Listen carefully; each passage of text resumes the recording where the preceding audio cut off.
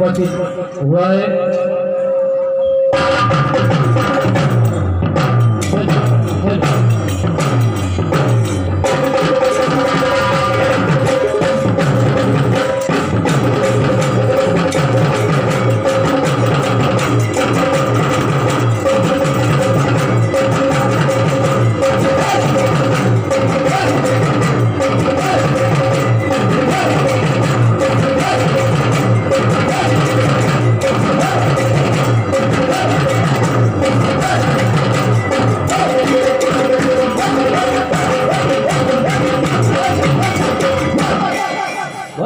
परम शक्ति पड़ा बेनता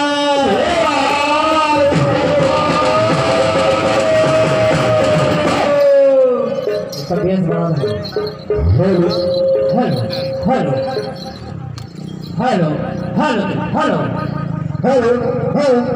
हाँ तो भैया चौथा दौर फिलहाल समिति का निर्देश 5वीं अनुसूची तारा भी बते क्या चाहे माइतना क्षमा चाहे माइतना चांदनी चमक गई है अंधेरी रात में चलना सीखो। चांदनी चमक गई है अंधेरी रात में चलना सीखो। आदिवासी सका बेदार समाज में एकता संगठन बनाना सीखो। तो भैया भारतीय संविधान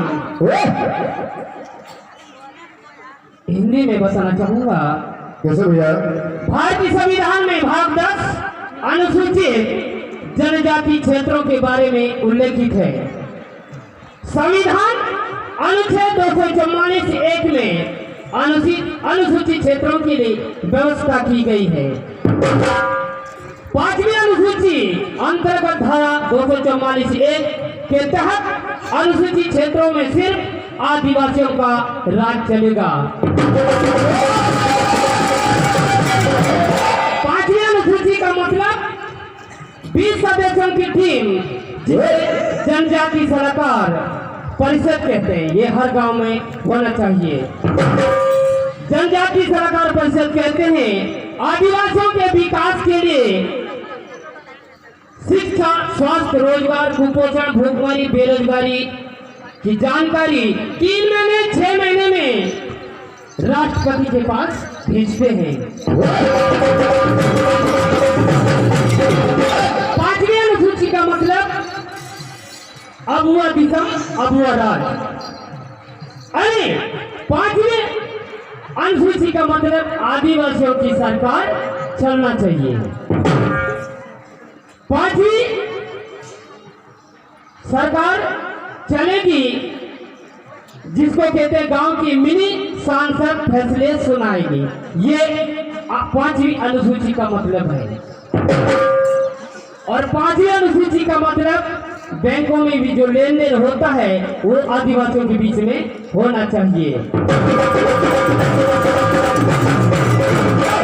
5वीं अनुसूची का मतलब चाय की दुकान, पान की दुकान, कपड़े जो भी आदिवासियों के बीच में होना चाहिए। ये संविधान अनुच्छेद 244(1) के तहत में व्यवस्था की गई है। 5वीं अनुसूची का मतलब आदिवासियों के बच्चों की पढ़ाई किस भाषा में पढ़ाना चाहिए, किस प्रकार का कोर्स कराना चाहिए, ये 5वीं अनुसूची का मतलब है। और 5वीं अनुसूची का मतलब चपरासी से लेकर कलेक्टर तक आदिवासी रहना चाहिए। ये 100% आरक्षण है। और 5वीं अनुसूची का मतलब आदिवासियों के मर्जी के बिना गांव में कोई भी, चाहे प्रधानमंत्री, राष्ट्रपति, कोई भी क्यों ना हो, प्रवेश नहीं कर सकता। ये 5वीं अनुसूची का मतलब है।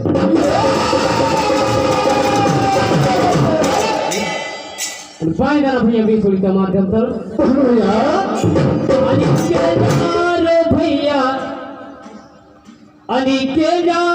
भैया 5वीं सूची तमान ये